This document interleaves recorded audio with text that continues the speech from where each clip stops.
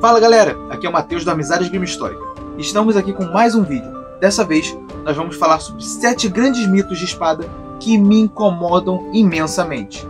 Então, vamos pro vídeo. O primeiro mito sobre o qual nós vamos falar é sobre espadas serem muito pesadas. Especialmente aqui falando sobre as espadas europeias. Falam sobre espadas que pesam 3 kg, 5 kg, 10 kg, 12 kg, 20 kg. E esse mito é muito fácil de provar que é mito. Podemos ver, por exemplo, as estatísticas de espadas encontradas em museus. E elas pesam 1 kg, 1,5 kg. As maiores e mais pesadas de todas pesam 3 kg. E aqui eu estou falando de espadas para serem usadas em batalhas. Espadas de execução e outro tipo de coisa não estão contando. Da onde vem esse mito? Da onde vem a ideia de que as espadas medievais são pesadas? Se nós voltarmos um pouquinho no tempo, nós vamos ver que os vitorianos começaram com essa ideia de achar que as espadas medievais eram muito pesadas. E de certa forma eles estavam certos, porque comparadas às espadas da época vitoriana, realmente as espadas medievais eram mais pesadas. Um pouquinho. Não eram tão mais pesadas quanto parecem ser. Era 50% mais pesado no máximo. Não chegava ao dobro. É claro, aqui eu estou falando sobre espadas de um tamanho semelhante, não estou falando das espadas tipo a Montante ou o Zweihander aqui atrás. Até porque essas espadas sim chegavam lá para os 3 kg. Então foi assim que começou a ideia de que as espadas medievais eram pesadas. E essas ideias só foram cada vez mais propagadas por mídias como Hollywood e ultimamente muitos RPGs e produtoras audiovisuais.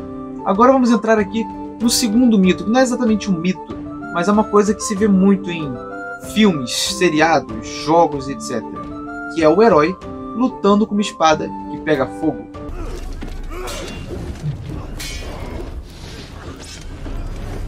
Qual é o problema de se lutar com uma espada pegando fogo? Durante o processo de fabricação da espada, você tem que controlar muito bem a temperatura da qual o metal vai ficar. Porque dependendo desse controle de temperatura, a dureza, a flexibilidade e muitas outras características do metal vão ser alteradas. Então quando você taca fogo numa lâmina já pronta, você está mudando as características que foram feitas especialmente para ela servir como a espada que ela é. Então você está destruindo a espada. Você está pegando ela e praticamente é a mesma coisa que pegar um martelo e sair batendo na sua espada com o martelo. Você está destruindo a sua espada e você não atinge nenhum objetivo maior. Claro que eu estou falando sobre a vida real. Talvez ali no RPG você consiga dar o dano de fogo e a criatura seja imune a dano físico, etc. Mas na vida real você não consegue nada colocando fogo na espada, a não ser destruir a sua própria espada.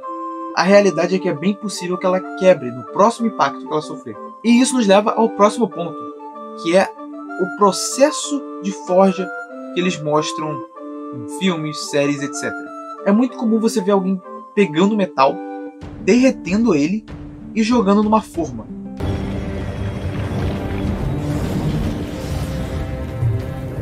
Entretanto, considerando uma espada de aço, isso destruiria a espada. Você derreter o aço, você perde as propriedades que fazem do aço o material ideal para espadas. Então você teria que acrescentar carbono e fazer várias outras coisas depois de derreter o metal e nem pensar que você ia jogar no molde e ia estar pronto. Derreter coisas e jogar no molde faz sentido para certas coisas, não para lâminas de aço. Isso não faz sentido. Até porque geralmente no molde, inclusive, tá a espada inteira, né? Tá a guarda, o pomo, como se fosse tudo uma peça só. Sendo que as espadas são várias peças. Você tem a lâmina, a guarda é outra peça, o pomo é outra peça, o cabo é outra peça. Então você tem toda essa junção e que nos filmes isso é completamente descaracterizado. Jogos também, tem várias... Uma coisa que acontece muito é o cara tá com a lâmina pronta e tá com o martelo batendo na lâmina fria ainda por cima.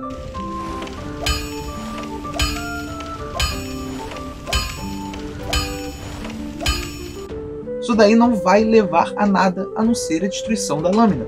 Se ela já está forjada, se ela já está com um formato ali próximo mais ou menos do que uma lâmina deveria ter, você só tem que desbastar ela na lixadeira, né? Você pega ali a lixadeira na época de pedra ou areia, o que fosse. Hoje em dia é aquele material que você compra ali na loja de construção de lixadeira e você vai desbastando. Isso é a parte mais ou menos final, depois você pole, etc. Mas em termos de dar formato à lâmina, essa é a parte final. Depois disso não tem mais lixar para dar formato, né? Você não tem mais martelar, você não tem nada disso. Se você quiser mostrar um cara martelando a espada, seria bom se ela estivesse quente, em primeiro lugar. Né? Martelar frio vai servir para alguns materiais, vai servir mais ou menos para aço, mas não dessa maneira que é mostrado. Então martelar frio é uma coisa situacional e não deve ser feita na espada pronta. Né? Se você tem a lâmina pronta, não martela ela, já está pronta. Para que você vai martelar? Seria muito mais interessante mostrar ele lixando alguma coisa ali na lâmina, com um formão, alguma coisa assim, para fazer alguma decoração, ou então criando uma cunha ali para prender a guarda direito, alguma coisa desse tipo. Então a representação de forja em jogos, filmes, etc. é completamente errada. O quarto é o mito do espadachim sem técnica, do cavaleiro sem técnica. É curioso porque esse mito ele meio que tem um contraponto do samurai altamente treinado. Sendo que se você pegar os dois para comparar, o cavaleiro e o samurai eles começavam seu treinamento mais ou menos ali no mesmo período de idade, e eles continuavam seus treinamentos, e só eram considerados guerreiros de fato, samurais plenos e cavaleiros plenos, mais ou menos na mesma idade também. E se você considerar que o peso das espadas de um e do outro é bem similar, e que o equipamento também, né, equipamento de guerra se for, por exemplo, a armadura, também o peso não é tão diferente assim, não faz tanto sentido o cavaleiro não ter habilidade nenhuma, enquanto o samurai é o ápice da habilidade humana de guerra e luta de arma branca. A quantidade de evidência histórica para técnicas de esgrima na Idade Média é gigantesca. Existem vários livros, vários tratados e vários mestres que descrevem técnicas de forma perfeita, tanto é que a gente recria essas técnicas hoje no que é chamado de esgrima histórica. Então não faz sentido você falar que o cavaleiro só desce a espada com força e sem técnica, enquanto que o samurai é um mestre espadachim. Os dois são mestres espadachins, geralmente. Armaduras de enfeite. Se você for pegar para olhar o preço de uma armadura completa de placas, elas começavam ali por volta de R$1 milhão de reais. Por que diabos você investiria R$1 milhão? Isso já está considerado aqui inflação, tudo é moeda de hoje, moeda da época, tudo certinho. Se você pegasse R$1 milhão agora para investir em alguma coisa, uma proteção para ir para a guerra, se ela não funcionasse, você investiria esses R$1 milhão? Obviamente você não investiria. Se você está investindo esse nível de dinheiro, é em alguma coisa que vai servir, vai te proteger, vai salvar sua vida. A armadura funciona, você não consegue com uma espada cortar a armadura, você não consegue passar por cima da armadura. Se você estiver lutando contra alguém de armadura de placas e você só tiver uma espada, você tem que passar nas frestas da armadura. Você tem que procurar os pontos onde a armadura não cobre. Por exemplo, as axilas. A armadura não cobre a axila. A parte interna do braço aqui, onde fica a parte oposta ao cotovelo, a armadura não cobre isso aqui. A parte interna da mão, a armadura não cobre a parte interna da mão. A fresta dos olhos, a armadura não cobre. Você tem alguns lugares em que você consegue acertar a ponta da espada e passar por baixo da armadura. E é isso que você faz quando você tem uma espada e está lutando contra alguém de armadura. Uma armadura de placas completa.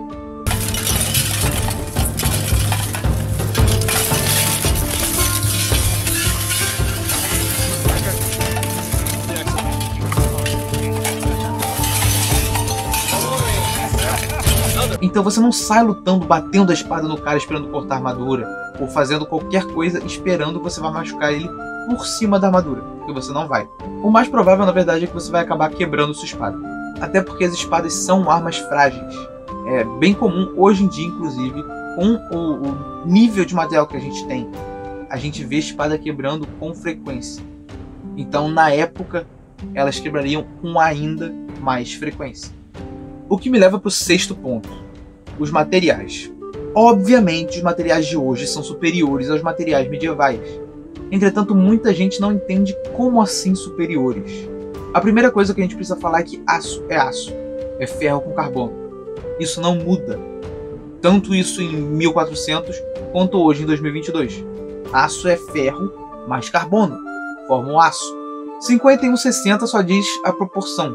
No caso, 60 significa que 0,6 daquele aço é carbono. Mas então se eles tinham aço, carbono naquela época, por que as espadas de hoje são tão superiores como a gente fala em relação às espadas deles? E a diferença está na impureza. Hoje nós conseguimos um aço muito mais puro, que não tem fósforo, não vai ter magnésio, prata, sei lá, algumas impurezas que não são nem o ferro nem o carbono. Naquela época era muito mais difícil de se livrar dessas impurezas. E se você pega uma espada, você vai ver que ela é uma arma fina. A lâmina da espada muitas vezes não tem nem 1 centímetro de espessura. Ela não é nem 1 centímetro grossa. É menos que isso aqui. Então se você tiver ali alguns átomos, algumas moléculas de magnésio, de fósforo, de prata, de qualquer coisa, no meio do aço, aquilo vai criar um ponto fraco. E esse ponto fraco pode romper. Você leva uma porrada na espada, pega exatamente ali onde não tem ferro, ou não tem tanto ferro assim, tem mais fósforo, quebra a sua espada. Ou então tem vários pontos no fio que na verdade são magnésio, ao invés de ferro. E aí fica difícil de você afiar, porque ela fica muito mole. A sua lâmina fica mais mole no fio, porque tem um pouquinho de magnésio ali no seu fio. Então ela perde o fio mais rápido. Mas aqui eu também vou lembrar que essas impurezas não são tipo 30% da espada, é bem menos. É um número bem pequeno e que hoje em dia é praticamente zero. Mas em termos de material, o material em si é o mesmo. O aço é aço. Era aço naquela época, é aço hoje em dia. A diferença está principalmente na qualidade desse aço, na quantidade de impurezas que esse aço tem.